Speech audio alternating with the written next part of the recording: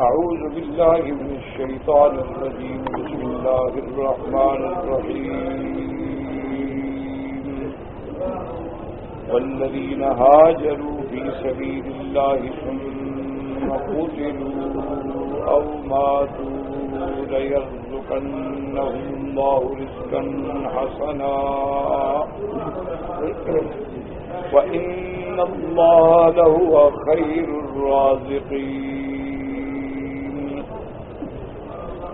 يدخلنهم مدخلا يرضونه وإن الله لعليم حليم.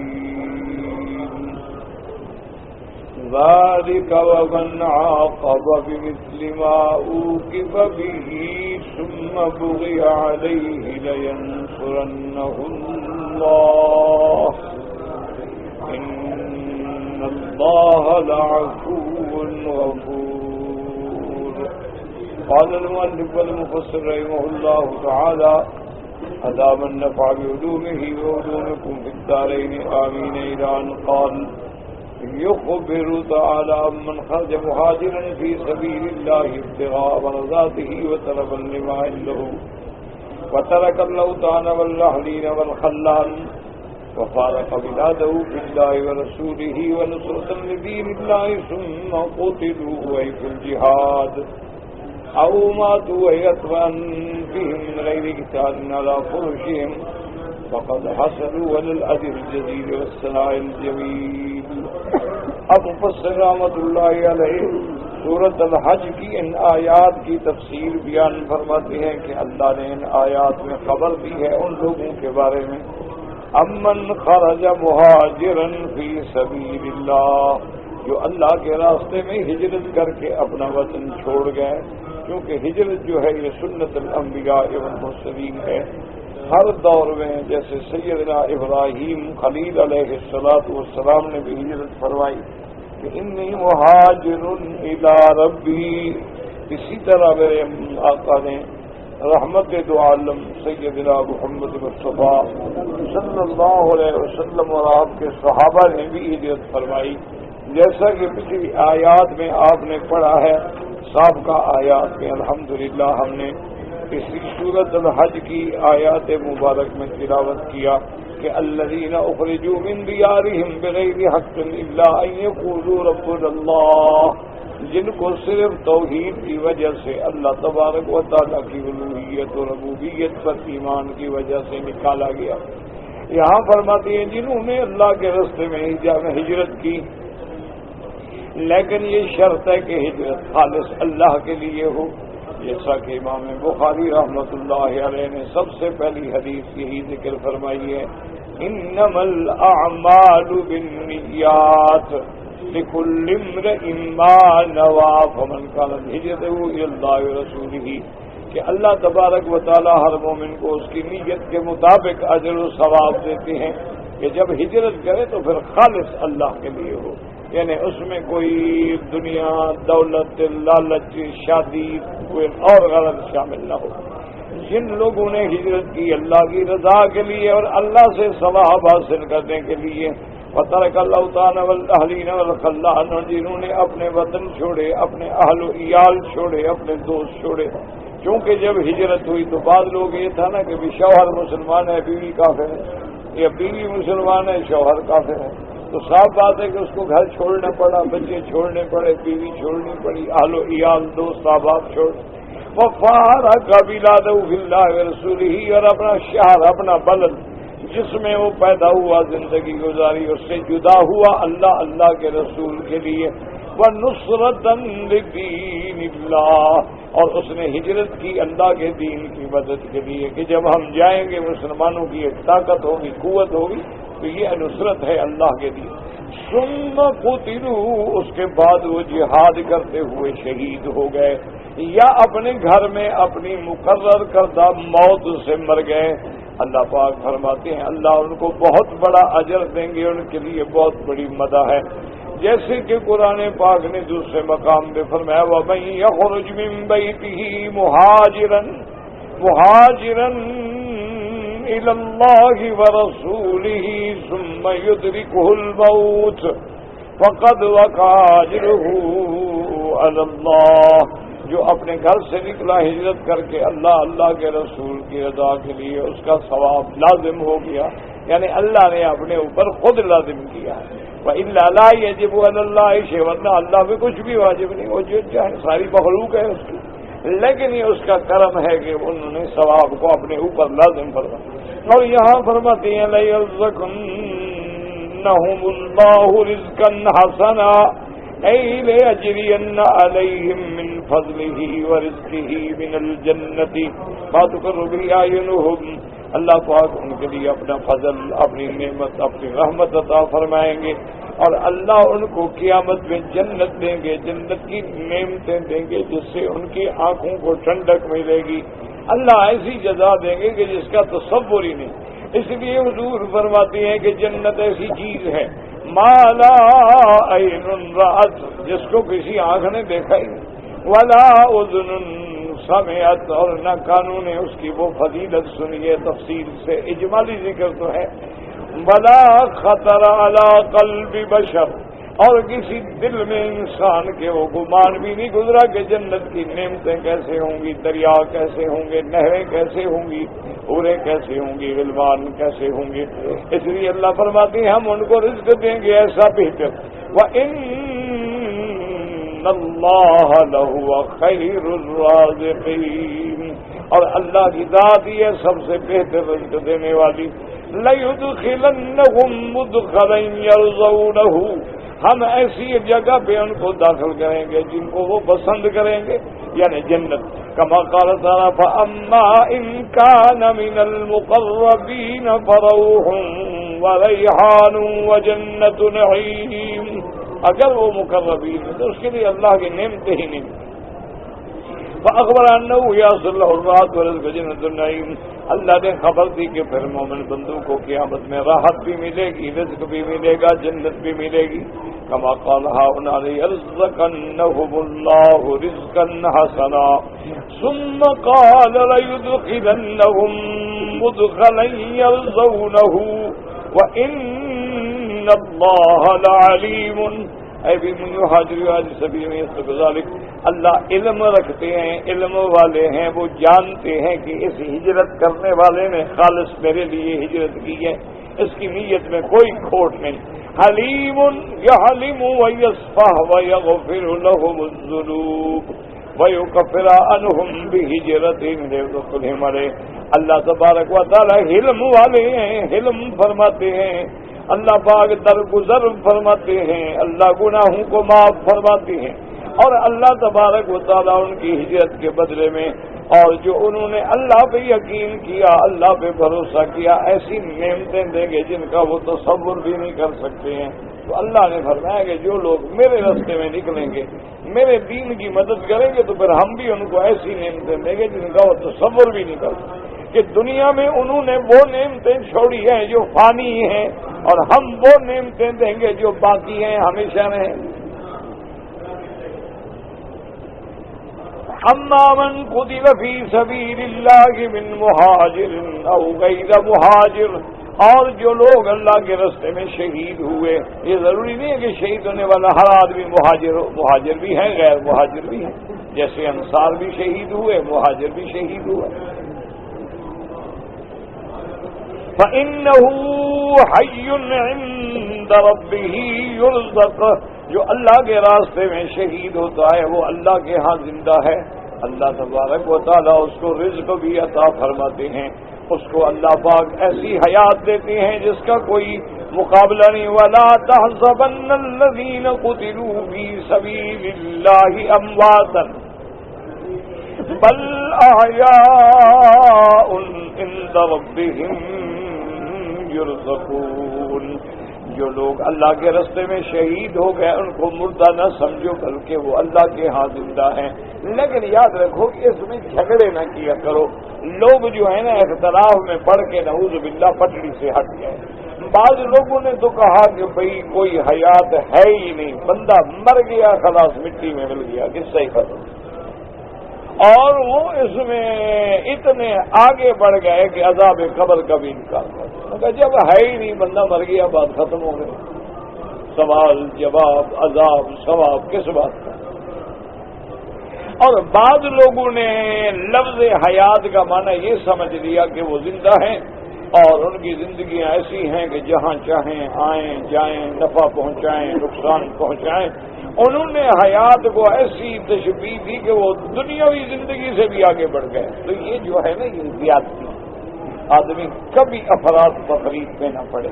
یہ بھی نہیں کہ حیات کا انکار کر دے، جب قرآن نص سے قطعی ہے، اللہ فرماتا ہے شہید زندہ ہے۔ جب شہید زندہ ہے تو نبی بطریق اولا زندہ ہے، نبی کا شان تو شہیدوں سے کروڑ درجہ بڑا۔ لیکن وہ زندگی کیسی ہے؟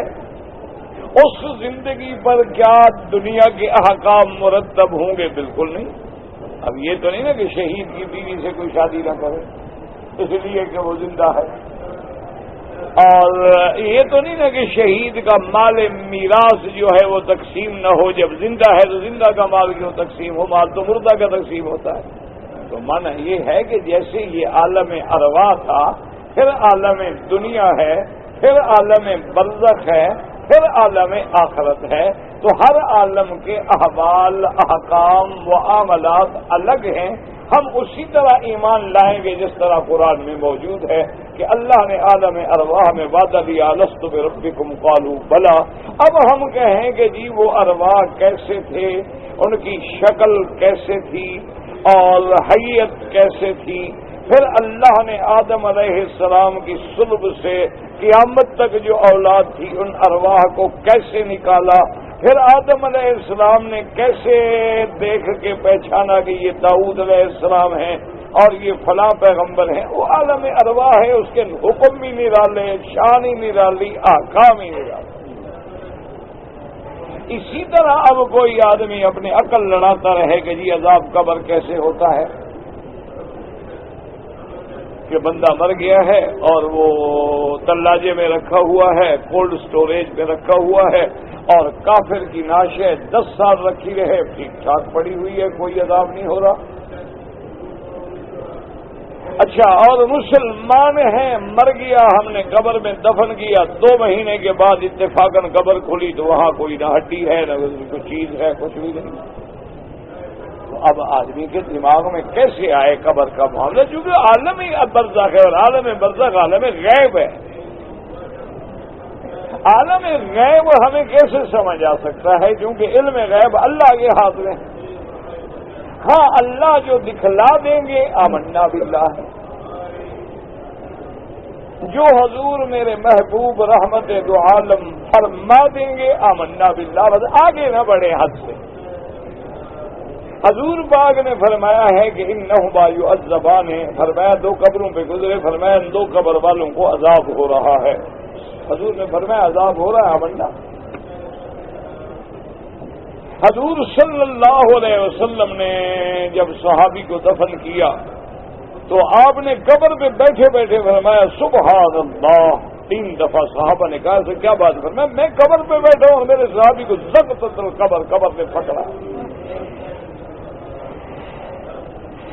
حضور نے دیکھا ہے اور حضور کے دیکھے کو جھٹلانا کفر ہے، فآمنا باللہ۔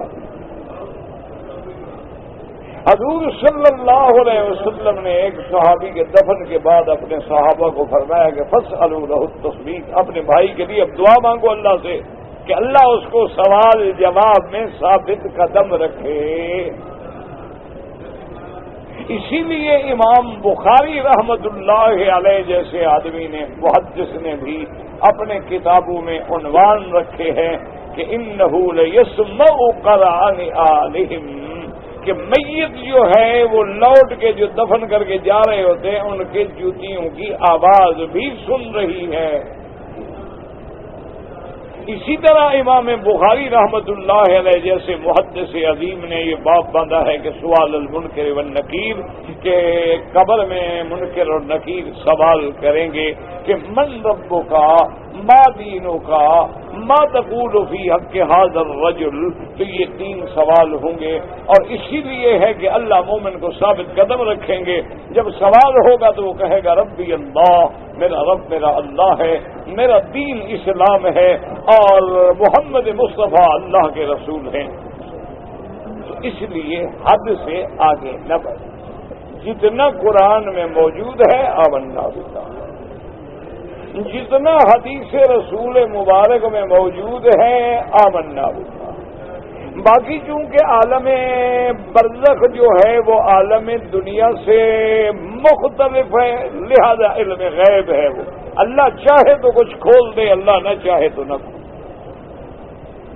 اب اسی طرح عالم آخرت ہے کہ جی جنت ہوگی، آمنا باللہ۔ اب کافر کہتے ہیں کہ جناب وہ جنت کہاں ہے؟ جہنم حق ہے، کافر کہتے ہیں وہ جہنم کہاں ہے؟ ہم نے تو زمین کے گرد چکر لگا کے دیکھ لیا ہے، ہمیں تو کہیں نہیں ملی۔ تو اس لیے جو حضور نے فرمایا کہ جنت حق ہے، ہمارا ایمان ہے۔ حضور نے فرمایا کہ معراج والی رات مجھے جنت کے اندر داخل ہو کے دکھلایا گیا۔ جب گواہی دینے والے محمد مصطفیٰ ہے تو مسلمان کے لیے اتنا کافی۔ حضور پاک نے فرمایا مجھے دکھلایا گیا کہ میری امت کے مختلف لوگ ہیں اور ان کو جہنم کے مختلف عذاب ہو رہے ہیں۔ آمنا باللہ، حضور نے فرما دیا، بات ختم۔ اب عقل لڑاتے رہیں جناب کیسے عذاب ہوگا، بندہ جل گیا، بندہ مر گیا، بندہ ریزہ ریزہ ہو گیا، بندے کی لاش نہیں ملی، جہاز کریش ہو گئے، تو عذاب کیسے ہوگا؟ یہ عالم ہی الگ ہے، عقل سے کیوں لڑاتے ہو آپ؟ اب یہ ہے جی کہ جنت اتنی بڑی ہوگی کہ اگر 7 زمینیں ہم بچھا دیں، 7 آسمان بچھا دیں تو یہ ایک جنت کا عرض بنے گا، طول تو پھر اللہ جانتے ہیں۔ جنت عرضها السماوات والارض۔ اچھا پھر ایک جنت بھی نہیں ہے، اللہ کی تو کئی جنتیں ہیں، جنت المأویٰ ہے، جنت الخلد ہے، جنت النعیم ہے، جنت الفردوس ہے، اللہ کی تو کئی جنتیں ہیں، کوئی ایک جنت تھوڑی۔ اچھا اللہ تبارک و تعالیٰ وہاں ہر مومن کو 70 حوریں عطا فرمائیں گے، اتنی طاقت بھی دیں گے کہ وہ 70 حوروں کا حقوق ادا کر سکے۔ اللہ تبارک و تعالیٰ وہاں زمین کو بدل ڈالیں گے، آسمانوں کو بدل ڈالیں گے، بھی کیسے بدلیں گے؟ تو جس نے اب بنائی ہے وہ دوسری بھی بنا رہے گا۔ تو ہمیں عقل لڑانے کی کیا ضرورت؟ اس لیے بعض لوگ اتنا ضد میں آ گئے کہ وہ حضور پہ صلاۃ و سلام پڑھنے کو بھی جائز نہیں سمجھتے۔ وہ آپ کا حدیث ہے، آپ نے فرمایا جب دور سے درود پڑھتے ہو مجھے پہنچایا جاتا ہے، اور اگر میرے روضہ مبارک پہ معاجہ شریف کے سامنے کھڑتے ہو تو اللہ مجھے سنا دیتے۔ آمنا باللہ، بھی کیسے پہنچاتے ہیں، کیسے سناتے ہیں، یہ اللہ کا کام ہے، ہم کو۔ اللہ تبارک و تعالی چاہیں تو اپنے پیغمبر کو موت دینے کے بعد دنیا میں 100 سال تک کھڑا رکھیں کہ حضرت سلیمان علیہ السلام عرصے پہ کھڑے ہیں، وہی موت آ گئی۔ اب پیغمبر کھڑا ہے، نہ اس کی شکل تبدیل ہوتی ہے، نہ اس کے بال بڑھتے ہیں، نہ اس کے کپڑے خراب ہوتے ہیں، اور نہ وہ گرتے ہیں، کھڑے ہیں بس۔ جنات آتے ہیں دور سے دیکھتے ہیں، او سم کھڑے ہیں، او چلو جلدی کرو کام کرو، ابھی آئیں گے پکڑیں گے ماریں گے۔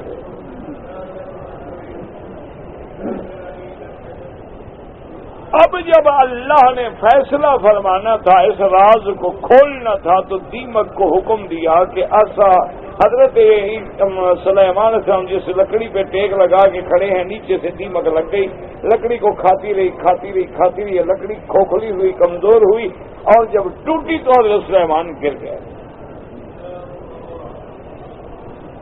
لما خر تبینت الجن، اللہ فرماتی ہے کہ جب سلیمان علیہ السلام گر گئے تو اب جنوں پہ بات واضح ہوئی۔ انہوں نے کہا یار سلیمان علیہ السلام تو فوت ہو گئے، ہم تو خام کا پتھر اٹھا رہے ہیں۔ اچھا اور جن بھی دیکھو کتنا سمجھدار، انہوں نے کہا پتہ تو کرے کب فوت ہوئے۔ اچھا انہوں نے کہا کیسے پتہ کریں؟ انہوں نے کہا یار بڑی آسان بات ہے کہ لکڑی رکھ لو اور دیمک کے اندر دیکھو کہ دیمک 1 ملی میٹر لکڑی کتنے عرصے میں کھاتی ہے، اور حضرت سلیمان کا کتنا عرصہ کھا گئی ہے۔ انہوں نے کہا یار اتنے سال گزر گئے، ہم خام کا پتھر ڈھوتے ڈھوتے مر گئے۔ اللہ پاک نے اور بھی عقیدہ سمجھا دیا کہ اللہ کانوا یعلمون الغیب ما لبثوا فی العذاب المہین۔ اللہ نے فرمایا میرا مدنی اپنی امت کو سمجھا دو کہ اگر جن عالم الغیب ہوتے تو اتنی بڑی مدت تک ذلیل نہ ہوتے۔ تو جب جنوں کو علم غیب نہیں ہے تو وہ جاہل کیسے کہتا ہے کہ جن میرے تابع ہے، مجھے غیب کی خبریں دیتا ہے؟ جن کو تو خود پتہ نہیں، تمہیں کیا خبر دے گا؟ اس لیے ہمیشہ یاد رکھیں کہ مسئلہ قبر ہے، حشر ہے، صراط ہے، جیسے کہ حدیث پاک میں ہے کہ صراط جو ہے پل صراط سے گزرنا ہوگا، اور بعض روایات میں احد من السیل تلوار سے زیادہ تیز ہے، ادب کو من الشعر بال سے زیادہ باریک ہے۔ اب اس میں کیسے چلیں گے؟ اب عقل لڑانا ہو تو عقل تو کام نہیں کرتا نا، وہ تو پھر وہی دیہاتی والی بات ہے نا۔ ایک مولوی تقریر کر رہا تھا کہ پل صراط ایسے ہوگی ایسے ہوگی، وہ ایک دیہاتی اٹھ کے چلنے لگا، مولوی صاحب نے کہا کہاں جا رہا تھا؟ مولوی صاحب ایک ہونا کہ جنت جانا تھا، راستہ ہی کوئی۔ جب اتنی تیز ہوگی اتنی باریک ہوگی کیسے جائیں گے؟ اب عقل لڑاؤ تو عقل کچھ لیکن حضور نے فرمایا کہ وہاں سے گزریں گے، اور فرمایا کہ بعض مومن بندے ایسے گزریں گے جیسے بجلی چمکتی ہے، اتنی دیر میں گزر جائیں گے۔ اللہ چاہے تو اللہ ان کو تلوار کی دھار پہ بھی چلا دے۔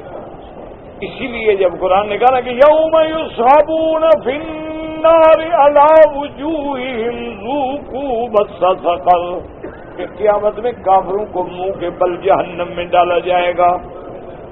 اور اسی طرح قرآن نے فرمایا یؤخذ بالنواصی والاقدام، کہ کافروں کے بالوں کو اور پاؤں کو پکڑ کے ملا کے اللہ کے فرشتے جہنم میں ڈال دیں گے۔ اور اسی طرح قرآن کہتا ہے کافروں کو سر کے بل چلایا جائے گا۔ صحابہ نے پوچھا کہ یا رسول اللہ سر کے بل بندہ کیسے چلے گا؟ حضور نے فرمایا جس اللہ نے ٹانگوں پہ چلایا ہے وہ سر پہ چلانے پہ بھی قادر ہے۔ اللہ ٹانگوں کو بند کر دے کیا کرو گے؟ کتنے لوگ ہیں فالج گر گیا، ٹانگیں ہیں چل نہیں سکتے، کھڑے نہیں، چاہے چھوٹا سا ٹانگیں ہیں سب کچھ ہے، بیچارہ اپنے وجود کو بھی نہیں کنٹرول کر سکتا، کھڑا نہیں ہو سکتا، آہستہ آہستہ آہستہ جو بڑا ہوتا جاتا ہے ہر چیز میں اللہ طاقت دیتے جاتے ہیں۔ اب جناب گھسٹنا شروع ہوا، اب دیواروں کو پکڑنا شروع ہوا، اب حضرت صاحب کھڑے ہونے شروع ہوئے، کبھی کھڑا ہوتا ہے کبھی گر جاتا ہے، اب تکڑے ہو گئے تو اور چلنا شروع ہوئے، جب بڑے ہو گئے تو ماں باپ پہ جوتے اٹھانے۔ اور جنہوں نے تمہیں اتنے چھوٹے سے بچے کو اٹھا کے پالا ہے، پوسا ہے، حفاظت کی ہے، سردی گرمی سے بچایا ہے، اس کی بدبو پیشاب پخانہ برداشت کر کے اپنے ہاتھوں سے دھویا ہے، وہی جب بڑا ہوتا ہے تو سب سے بڑا دشمن ہے ماں باپ۔ دوستوں کا وفادار ہے، ماں باپ کا غدار ہے۔ دوستوں کے ساتھ ساری رات تاش کھیل رہا ہے، فلمیں دیکھ رہا ہے، گپیں لگا رہا ہے، ماں باپ کے لیے ٹائم ہی نہیں۔ کرو اللہ رحمت کرے۔ اس لیے ہمیشہ یاد رکھو کہ شہید زندہ ہے آمنا، نبی زندہ ہے آمنا، اللہ کے ہاں ان کو رزق دیا جاتا ہے آمنا، اور اس کی کیفیت کیا ہوگی وہ ہم کیسے بتا سکتے ہیں؟ اب دیکھیں نا کہ حضرت عثمان غنی اللہ اکبر رضی اللہ عنہ جب محصور ہوئے اور ظالموں نے آپ کا حصار کر لیا، گھر کو گھیرا دے دیا، تو حضرت علی رضی اللہ تعالی عنہ نے بار بار پیغام بھیجا کہ یا امیر المومنین یا خلیفۃ رسول اللہ، حضور آپ خلیفہ ہیں، آپ ہمیں حکم تو کریں نا، جب تک خلیفہ حکم نہ کرے ہم کیا کریں؟ آپ ہمیں حکم کریں۔ 40-45 آدمی ہیں باغیوں کا گروہ ہے، ان کی تو بوٹی بھی نہیں ملے گی کہ مدینے میں آ کے خلیفہ رسول پہ حملہ کریں اور ہم خاموش بیٹھے ہوئے ہیں۔ اس لیے کہ آپ حکم نہیں دیتے۔ حضرت عثمان نے جواب دیا کہ علی امیر المومنین حضرت علی، تیری محبت، تیری جذبات، تیری وفا کا بہت شکریہ، لیکن میں اپنی جان تو دے سکتا ہوں، محمد مدنی کے مدینے میں میں خون بہانے کا حکم نہیں دے سکتا۔ باغی مجھے شہید کرنا چاہتے ہیں نا، بس ایک بندے کو مارنا چاہتے ہیں، مار دیں۔ میں اپنی زبان سے حکم نہیں دوں گا کہ میرے محبوب کے شہر میں خون بہایا جائے۔ اب حضرت علی نے پھر پیغام بھیجا، پھر پیغام بھیجا، پھر پیغام بھیجا، اور ایک دن دیوار کے آگ ساتھ کھڑے ہو گئے، اور حضرت عثمان نے اندر سے کوئی چیز رکھی اور دیوار کے اوپر آئے، تو حضرت نے کہا حضرت مہربانی کریں حکم دیں۔ فرمایا علی کیوں بار بار کہتے ہو، آج تو میں نے خواب دیکھا ہے۔ بس حضور نے فرمایا عثمان میں تیرا انتظار کر رہا ہوں، فرمایا آج تو میں جا رہا ہوں، بس تیری میری آخری ملاقات ہے۔ حضور نے فرمایا ہے کہ روزہ ہمارے ساتھ افطار کرنا، کیا مانا؟ حضور سے فوت ہو گئے، وفات ہو گئی، روزے افطار کا کیا مانا؟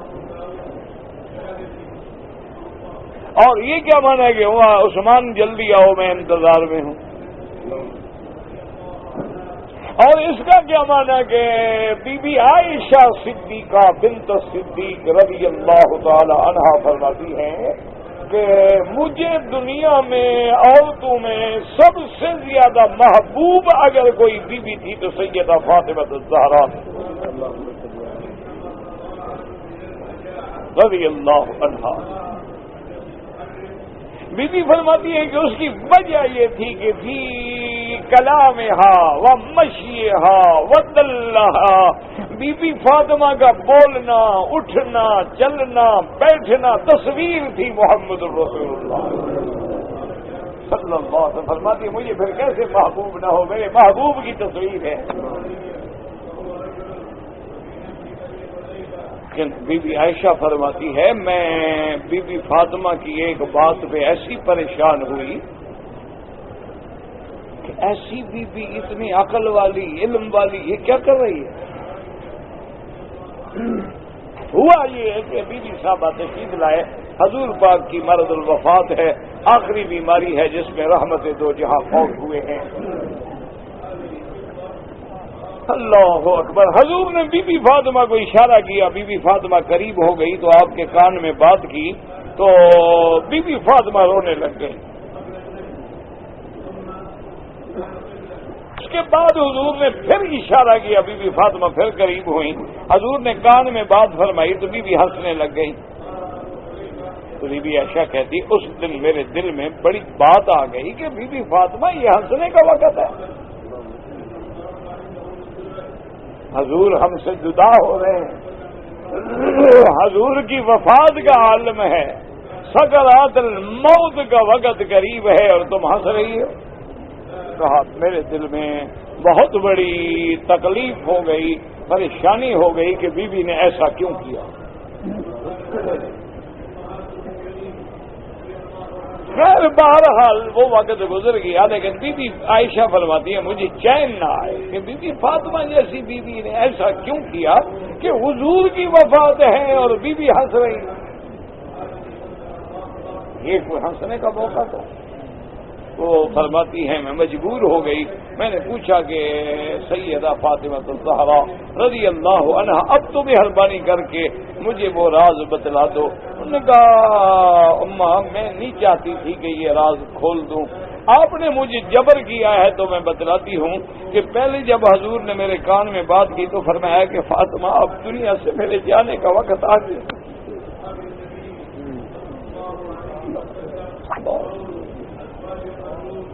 دعا کرو اللہ ہم سب کا خاتمہ ایمان پر کروا دے، جانا تو ہے اللہ عزت کی بات۔ اللہ اکبر اللہ اکبر۔ اور آخری وقت میں جاری فرمائیں لا الہ الا اللہ محمد رسول اللہ۔ مسلمانوں دنیا میں تو گزر جائے گی، تکلیف سے بھی گزر جاتی ہے، آرام سے بھی گزر جاتی ہے، اگلی منزل کا فکر کرو۔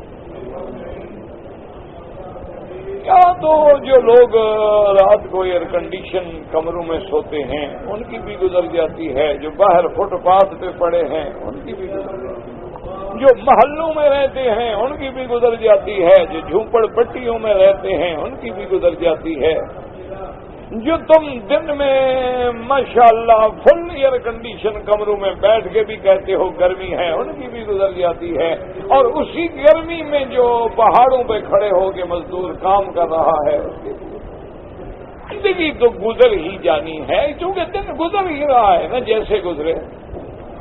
تو بی بی فاطمہ سیدہ زہرا رضی اللہ تعالی نے فرمایا کہ تم میرے بعد سب سے جلدی ملنے والی مجھے تم ہو۔ تو بی بی صاحبہ حضور کے بعد صرف 6 مہینے زندہ رہی اور اس کے بعد وفات ہوگی۔ ملنے کا کیا معنی ہے؟ جب موت ہے قصہ ہی ختم ہو گیا تو ملنے کا کیا معنی؟ اس لیے ہمیشہ یاد رکھو عقل نہ لڑایا کرو، عقل بڑی نعمت ہے، لیکن اگر قرآن اور حدیث کے تابع ہو، لیکن جب تم قرآن و حدیث کو اپنے عقل کے تابع کر کے دلائل اکٹھے کر کے لوگوں کو چھیڑتے ہو اور پٹڑی سے ہٹاتے ہو تو پھر وہ عقل ہلاک کرنے والی ہے۔ بس اللہ نے فرمایا شہید زندہ ہے، ٹھیک ہے زندہ ہے، بس میرے محبوب رحمت دو عالم سیدنا محمد الرسول اللہ صلی اللہ علیہ وسلم کے چچزاد ہیں حضرت جعفر، اللہ کے راستے میں شہید ہو گئے، اور حضور نے فرمایا کہ میں نے دیکھا ہے کہ جعفر کو اللہ نے پر دیے ہیں، فرشتوں کے ساتھ اڑتا ہوا جا رہا ہے۔ اب حضور نے فرما دیا بس ہمارا ایمان ہے، اب کیسے پر دیے ہیں، وہ کیسے اڑ رہے ہیں، میت تو ان کی قبر میں رکھی ہوئی ہے اور اڑ کیسے رہے ہیں، روح اڑ رہی تھی یا جسد اڑ رہا تھا، اتنی لمبی چوڑی بحثوں میں پڑھنے کی ہمیں ضرورت کیا ہے؟ بھائی سورج اپنے مقام پہ کھڑا ہے، لائٹ ہر جگہ پہنچ رہی ہے، چاند اپنے مقام پہ کھڑا ہے، روشنی ہر جگہ پہنچ رہی ہے، روح اگر علیین میں ہے تو اللہ اس کا تعلق مردے سے نہیں جوڑ سکتے ہیں کہ بات ہے؟ اس لیے ہمیشہ یاد رکھیں کہ خدا کے لیے جو معاملات عالم برزخ سے تعلق رکھتے ہیں، عالم آخرت سے تعلق رکھتے ہیں، اچھا قرآن کہتا ہے میزان ہوگا یوم قیامت والے دن، نامہ عمل جو ہے ہمارے اعمال تلیں گے۔ عمل تو کیا ہم نے دنیا میں کر لیا، وہ ختم ہو گیا، تلے گا کیا آخر؟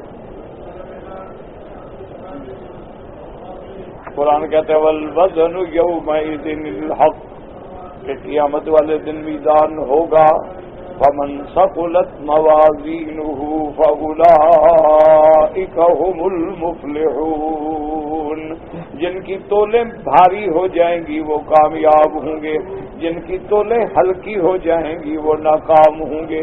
قرآن کہتا ہے ہمارا ایمان ہے، اب کیا تلے گا؟ اللہ چاہے تو ہمارے اعمال کو وہاں آراز کی شکل، جوہر کی شکل دے دیں، اللہ چاہے تو نامہ اعمال کو وزن کر لیا جائے، اللہ چاہے تو خود بندے کو عمل وزن کر لیا جائے، جیسے حضور نے فرمایا فلا نقیم لہم یوم القیامت وزنا، کافروں کا کوئی وزن نہیں ہوگا۔ اور حضور نے فرمایا کہ میرے صحابی عبداللہ ابن مسعود کی بجلی ایک پلڑے میں رکھ دیں اور ساری دنیا ایک پلڑے میں رکھ دیں تو میرے عبداللہ کی بجلی بھاری ہو جائے گی۔ آمنا باللہ۔ اب کوئی کہے کہ بجلی کیسے بھاری ہو جائے گی، یہ کیسے کی بات تو تب کرو نا جب تمہارا اتنا بڑا علم ہو کہ تمہیں علم غیب ہو، جس چیز کا ہمیں علم نہیں ہے۔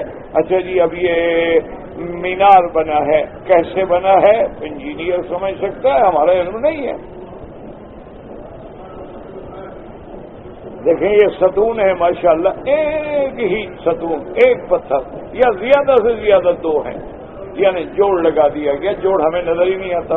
اتنا بڑا پتھر جب نہ ٹرک تھے نہ ٹریلر تھے، اتنی دور سے لایا کیسے گیا؟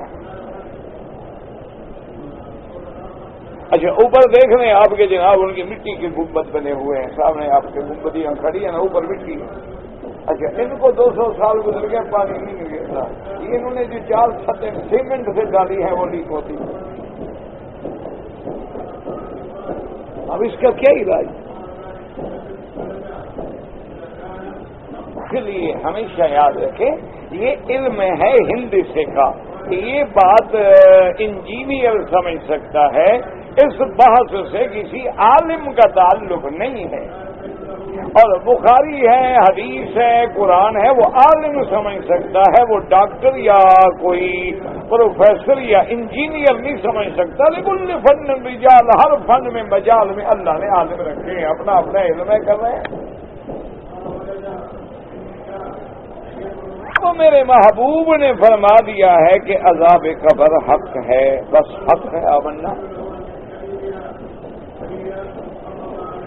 اللہ اکبر۔ حضور نے فرما دیا کہ جنت حق ہے، آمنا۔ حضور نے فرما دیا جنت میں حور عین ہوں گی، اور قرآن کہتا ہے کہ او ایسی ایسی پاک بیویاں ہوں گی کہ کأنہن الیاقوت مرجان، اور کہیں قرآن کہتا ہے کأنہن بیض مکنون، اور قرآن کہتے ہیں وہ ایسی پاک بیویاں ہوں گی جن کو کسی انسان تو انسان کسی جن نے بھی ہاتھ نہیں لگایا ہوگا۔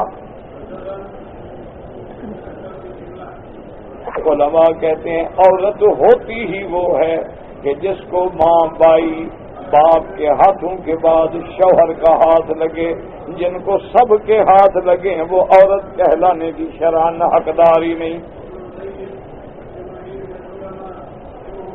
اب جناب کیسے ہوں گا؟ آمنا باللہ۔ اچھا اللہ فرماتی ہے کہ قیامت میں ایسی ایسی نہریں ہوں گی، شراب کی بھی نہریں ہوں گی۔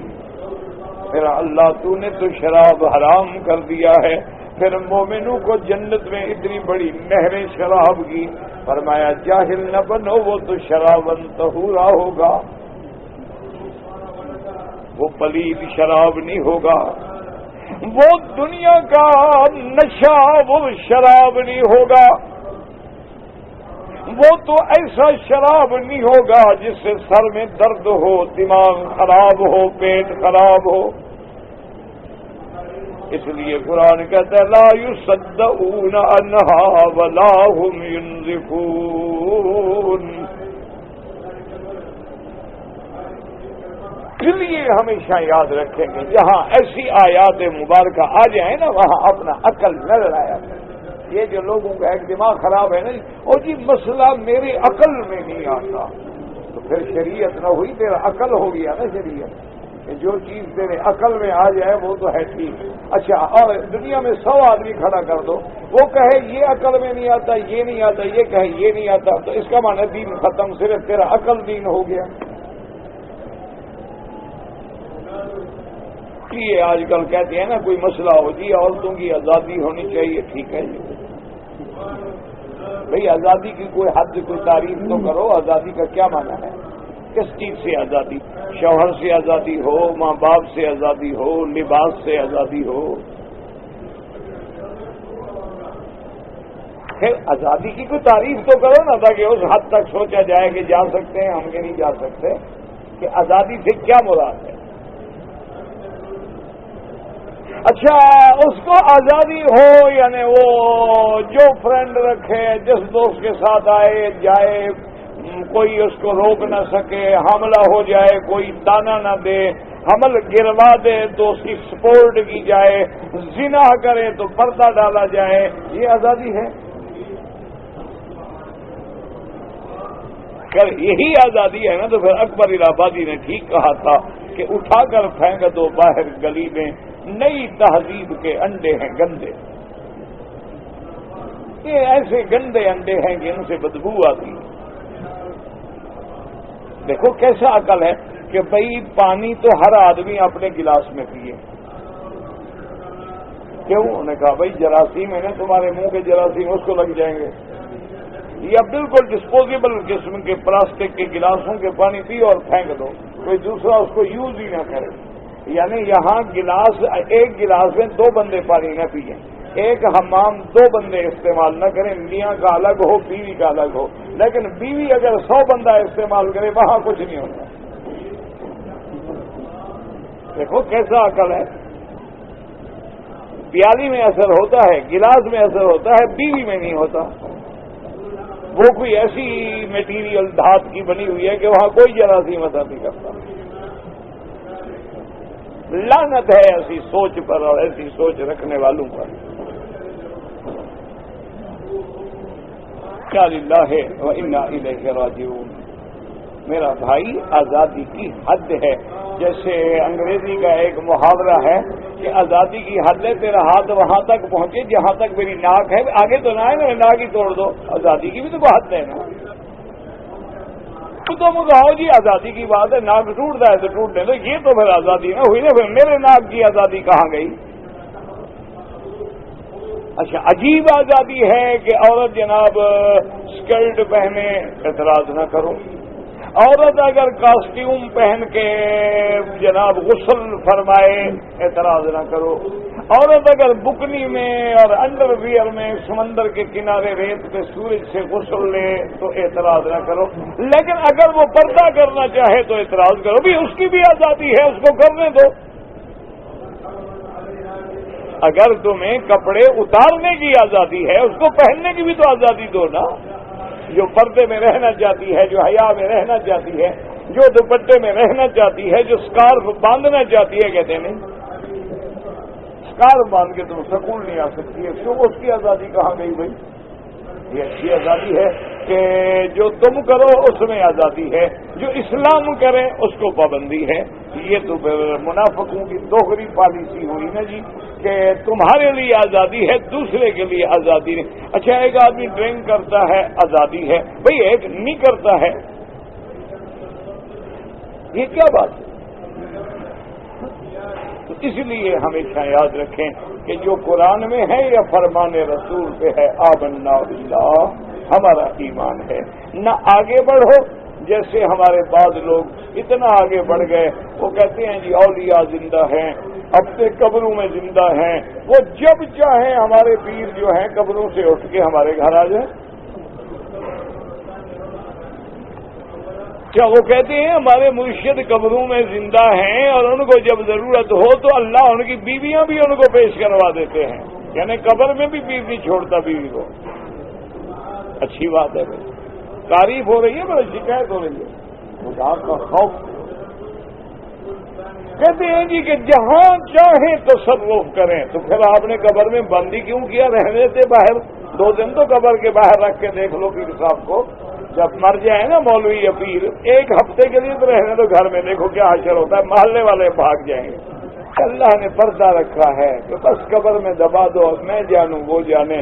جیسے سیدنا معاویہ رضی اللہ تعالی عنہ نے فرمایا تھا کہ بھائی مجھے کفن ان چادروں میں دے دینا، حضور کی چادریں میں نے سنبھال کے رکھی ہوئی ہیں، پھر مجھے اللہ کے طرف چھوڑ دیں، میرا اللہ میرے اوپر رحم فرمائے. بس تو اس لیے قرآن کہتا ہے کہ شہید جو ہیں زندہ ہیں. فرمایا کہ ان کو مردہ نہ کہو، اس لیے کہ اللہ تبارک و تعالی نے ان کو زندہ کہا. وَلَا تَحْسَبَنَّ الَّذِينَ قُتِلُوا فِي سَبِيلِ اللَّهِ أَمْوَاتًا بل احیاء عند ربهم یرزقون. اور صرف یہ نہیں کہ زندہ ہے بلکہ ان کو اللہ کے ہاں رزق بھی دیا جاتا ہے.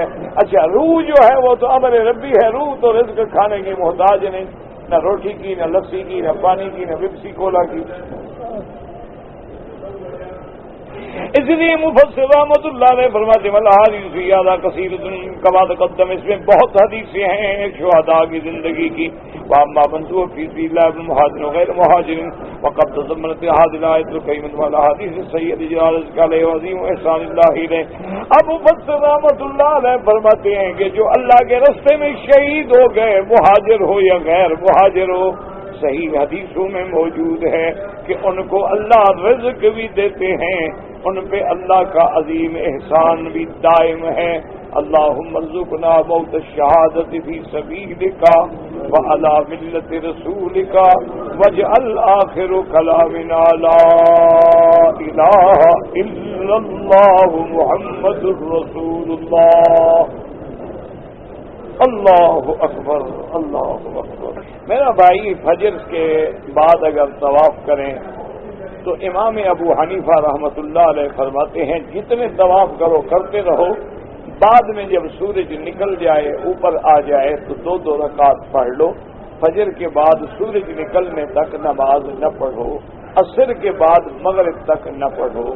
باقی امام احمد بن حنبل رحمۃ اللہ علیہ فرماتے ہیں کہ مکے میں اجازت ہے، جب طواف کرے اسی وقت 2 رکعت پڑھ سکتا ہے، یہ کوئی بات نہیں، اعلیٰ اولا کی بات ہے۔ کعبۃ اللہ کے سامنے پڑھو یا حتیم میں پڑھو، جیسے کعبے کے اندر نفل پڑی ہے۔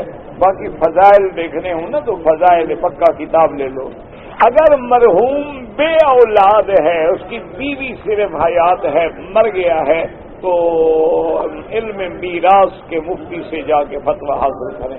یہ مقام فتویٰ دینے کا نہیں ہوتا ہے، تو کوئی مسئلہ پوچھا تو بتا دیا۔ اگر احرام کے دوران غلطی سے میں نے موزے اور جرابیں پہن لی، لیکن طواف کے 2 یا 3 چکر کیے، کسی نے بتایا تو اتار دی، کوئی جرمانہ نہیں۔ افضل یہ ہے کہ 1-2 ریال صدقہ خیرات کر دو۔ یہ سوال ہے کیا کرے آدمی؟ کہتے جی کہ دکاندار کے لیے منافع کی شرح کیا ہو؟ منافع کی کوئی شرح مقرر نہیں، لیکن ایک اصول حضور نے فرما دیا کہ لا ضرر ولا ضرار۔ ایسا تجارت کرو نہ تمہیں نقصان ہو نہ خریدار کو نقصان ہو۔ ایسا نفع نہ کرو جو سمجھ رہے ہو کہ خریدار کو نقصان دے رہا ہوں۔ یا جیسے آج کل رواج بن گیا ہے کہ 5, 15, 20 ریال کی گھڑی ہوتی ہے 200 کی بیچ دیتے ہیں، یہ ظلم ہے، یہ نفع نہیں۔ نفع جو ہے انسان خود سوچ کے سمجھ کے ایسی حد رکھے کہ اس کو اپنا بھی نقصان نہ ہو اور دوسرے کا بھی نقصان نہ ہو۔ باقی مختلف گاہکوں کے لیے، لیکن اصولی بات ایک ہے کہ جو صحیح تاجر ہوتے ہیں، دیانتدار ہوتے ہیں، ان کا ایک ریشو ہوتا ہے 20%، 25%۔ ایک بات کرتے ہیں، یہ نہیں تو یہ آیت اور بات ہے، یہ آیت اور بات ہے۔ مسلمان تو ایک بات کرتے ہیں جی کہ میں اپنے موٹاپے سے تنگ آ گیا تھا، میں نے دعا کی کہ اگر میں پتلا ہو گیا تو میں 100 نفل پڑھوں گا۔ میرا معدہ خراب ہو گیا، پتلا تو ہو رہا ہوں لیکن معدے کو رو رہا ہوں، نہ ادھر راضی ہو نہ ادھر راضی ہو، تو کیا کرے آدمی؟ علاج کراؤ حکیم سے، مولوی کیا کرے؟ کہتے جی کہ بعض ہمارے ملک کے قبائلی علاقوں میں لڑکیوں کو فروخت کرتے ہیں۔ اصل بات فروخت کی نہیں ہے۔ میں نے کچھ قبائل کے سرداروں سے بات کی، انہوں نے کہا مکی صاحب دیکھو، فروخت تو ہم تب کریں جب ہم محتاج ہوں، ہم خود کروڑوں پتی ہیں تو پھر بیٹی کو۔ نے کہا ہمارے ہاں یہ ایک عادت ہے کہ بیٹی کے پیسے جو ہیں اس کی شان بڑھانے کے لیے ہوتی ہیں، یعنی ہماری بیٹی ایسی بے قدر نہیں تھی کہ ہم نے ایسے دے دی۔ انہوں نے کہا ہم بیچتے نہیں ہیں، جیسے جیسے قبیلے کی شان ہوتی ہے، لڑکی کی جمال ہے، خوبصورتی ہے، تو اچھا جی 5 لاکھ روپیہ دو، 10 لاکھ دو، تاکہ ہمارا سر اونچا ہو جائے، ورنہ ہم تو خود کروڑوں پتی ہوتے ہیں، تو ہمیں کیا ضرورت ہے بیٹیاں بیچنے کی؟ انہوں نے کہا ہم بیچتے نہیں ہیں، ہمارے ہاں ایک رواج بن گیا۔ اچھا یہاں بھی بعض قبائل میں رواج ہے، وہ کہتے ہیں جی شادی کرنی ہے تو 1 لاکھ ریال حق المہر دو گے، اور شادی کا جو ولیمہ ہوگا کھانے کے اندر 100 اونٹ ذبح کرے گا شوہر، تاکہ پتہ لگے کہ میری عزت کی ہے۔ تو یہ قبائلی رواج ہے، اسلام کا کوئی حکم نہیں۔ اسلام کہتا ہے یہ سب سے بہتر وہ عورت ہے جس کے نکاح میں مہر میں کوئی غلا نہ ہو، مہنگائی نہ ہو، آسانی ہی آسانی ہو۔ جیسے کہ حضور پاک نے اپنی شادی فرمائی، صحابہ سے کہا کہ اپنے گھر سے کھانا لے آنا، کٹھے بیٹھ کے کھا لیں گے، میری شادی کا کھانا ہو گیا بس، ورنہ وہ بیچتے نہیں ہیں، یہ غلط بات۔ ماضی کے آگے سے بالکل نہ گزریں، حدیث میں سخت وعید ہے۔ حضور نے فرمایا بندے کو پتہ ہو کتنا بڑا گناہ ہے تو 40 سال کھڑا رہے لیکن آگے نہ گزرے، اگر مجبوری ہے تو سجدے کی جگہ سے دور گزریں۔ کہ میں بوڑھا آدمی ہوں، میرا خیال تھا میں عمرہ کر لوں گا، لیکن میں نے عمرے کا احرام باندھ لیا، جب طواف میں آیا دوپہر تھی، گرمی تھی، طواف چھوڑ دیا، نہیں کیا۔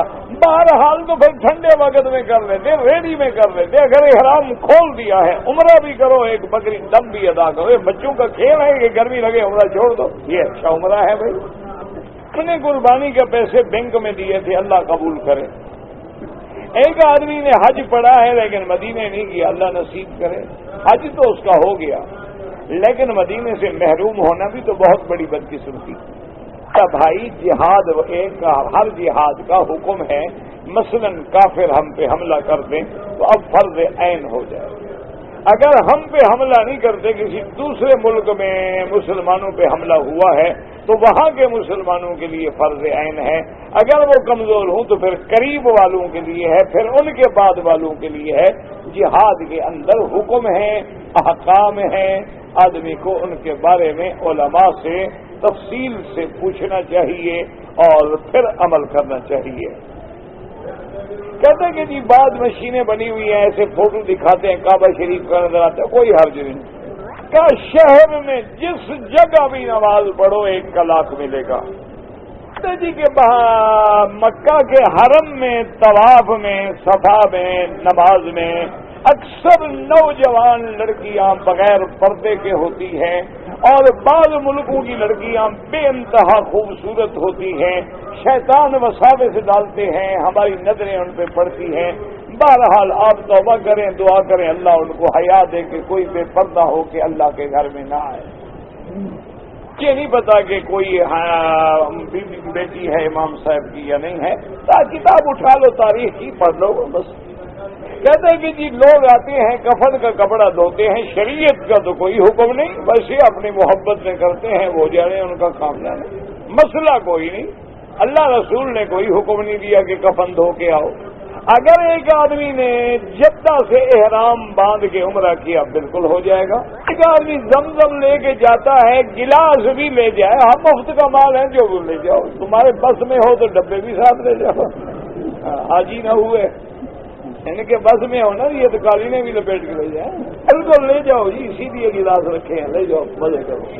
کیا عصر کی نماز کے بعد قضا نماز پڑھیں وہ جائز ہے.